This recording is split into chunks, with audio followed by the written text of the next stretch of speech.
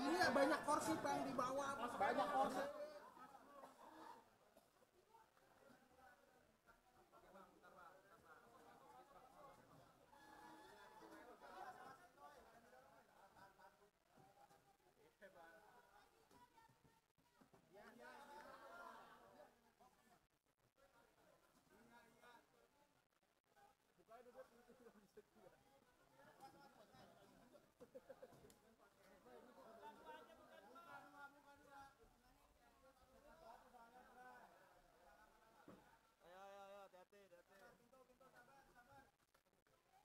Ditolak dan dinyatakan bahwa status tersangkanya adalah sah.